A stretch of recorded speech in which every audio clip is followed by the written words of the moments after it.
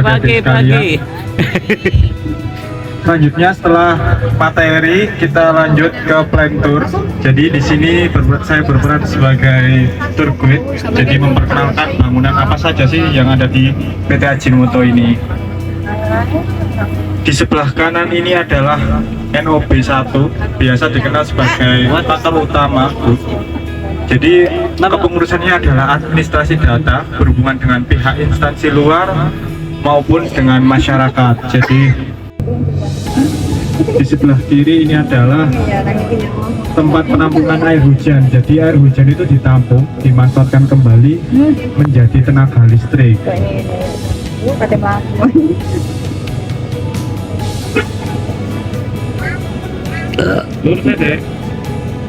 Ano nang bangpin siya, Jara. Ano bang bini tadi? Tenaga listrik itu adalah utility department. Jadi di sini ada bagiannya semua, tidak hanya produksi saja, ada administrasi, terus ada tenaga listrik dan juga produksi. Bisa dilihat di dalam pabrik ini emang sepi, nggak ada sepeda motor ataupun mobil, palingan cuman truk aja Bu untuk mengangkut barang-barang. Karena di pabrik ini alat transportasinya adalah jalan kaki dan juga disediakan sepeda ontel saja. Di sebelah kiri ini adalah Agridev. Jenengan pasti udah pernah tahu produknya apa. Produknya adalah pupuk cair amina yang biasanya barangkali jenengan mau ke Pacet pasti ketemu dengan tangki-tangkinya itu ya, truk tangki.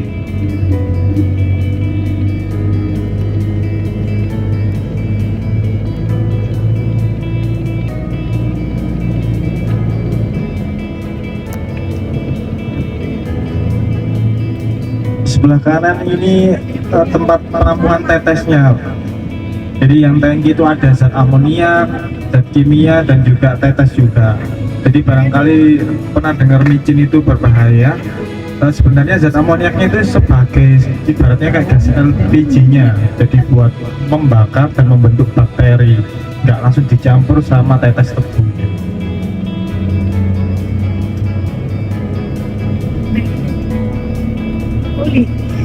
Eser siap goli. Nah, di sini kita akan melewati EDC. EDC itu apa? EDC adalah East Distribution Center atau dikenal sebagai gudang, Bu. Jadi semua produk Ajinomoto disimpan di dalam gudang ini, lalu diangkut oleh truk, lalu didistribusikan ke seluruh Indonesia. Untuk bapak sopirnya biasanya nunggu di smoking area. Jadi di sini ada tempatnya sendiri untuk merokok maupun makan dan juga main HP di jalan tidak boleh, harus berhenti dulu. Iya benar. Aku mau ya di.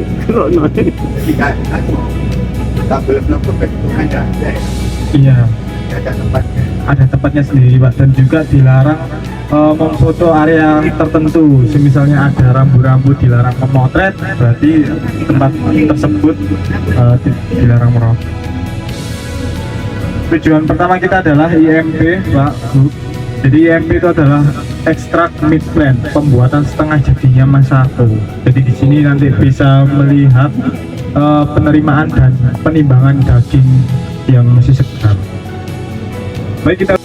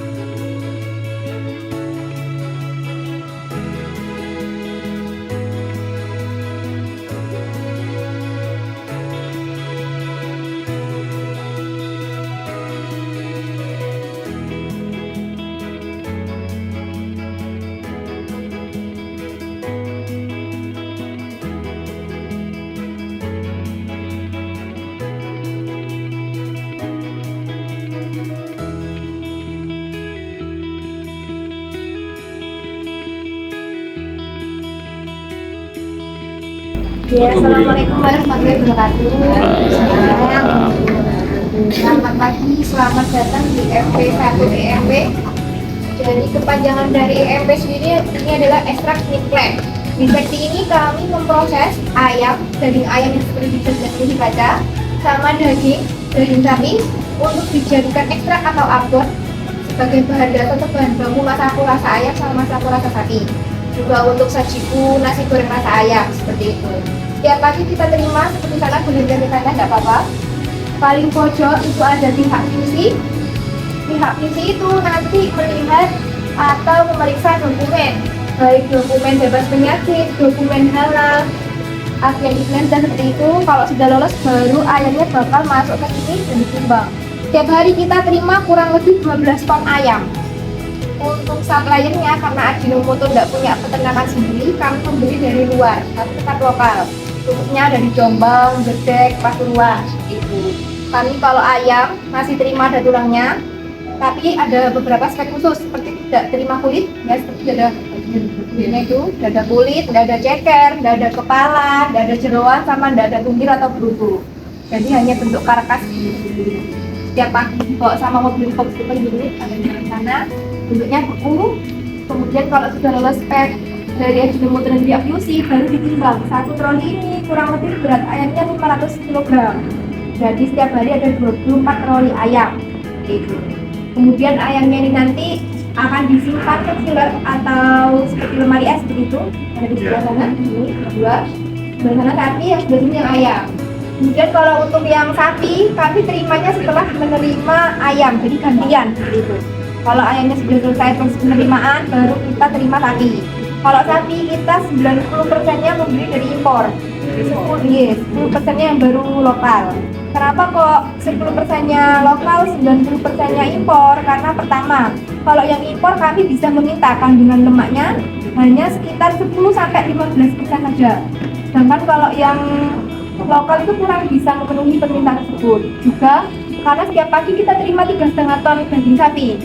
Juga kurang bisa memenuhi kalau yang lokal. Kalau lokal biasanya kita terima beberapa macam daging sapi ada yang untuk segini seperti itu.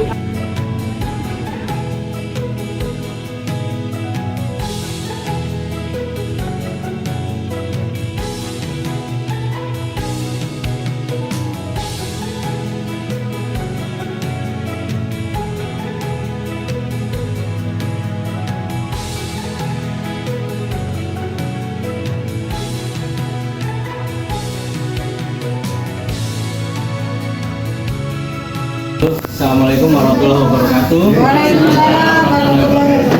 Ya, selamat datang di MP1 EMP Departemen ya Bu ya Pak ya. Jadi di sini tugas kita yaitu mengolah daging ayam dan daging sapi. Nah, kalau tadi sudah melihat untuk daging ayam ya, ayam beneran ya Bapak Ibu ya, ayam beneran. Jadi ayam itu kita datangkan dari rekanan kita, jadi ada suppliernya sendiri, bukan kita ternak atau gimana ya Bu ya. Nanti kalau ternak repot, singarit sopo, makanya ini ya. Jadi kita ada rekanan, kemudian untuk pemotongan hewannya juga di sana, dilakukan di sana, dan semuanya sesuai dengan syariat Islam ya. Dan semua ada sertifikat halalnya seperti itu, jadi tidak usah khawatir, semua sudah dicampur. Jadi setelah proses penerimaan di sana, untuk dagingnya ini akan ada proses pemeriksaan kualitas. Misalkan dari salah satu ekor ayam ini yang kondisinya kurang baik, entah itu warnanya agak kebiru-biruan kayak ayam tiren begitu, nanti semuanya dalam satu mobil ini kita kembalikan ke supplier ya. Karena kita mementingkan untuk kualitasnya.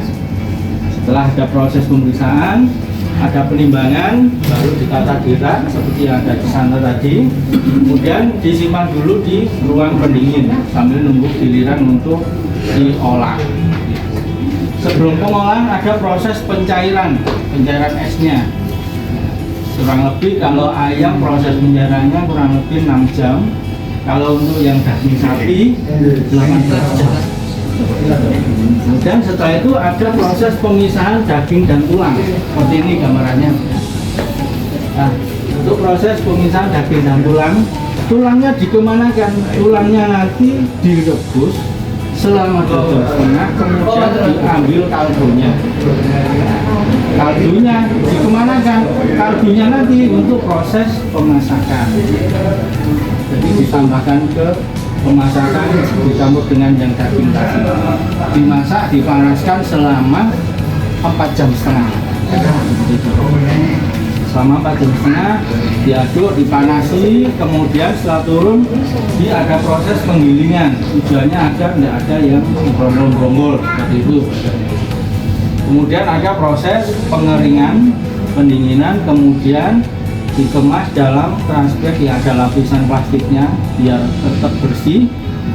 Satu transbag ini beratnya 40 kg, kemudian dikirim ke Masako. Itu.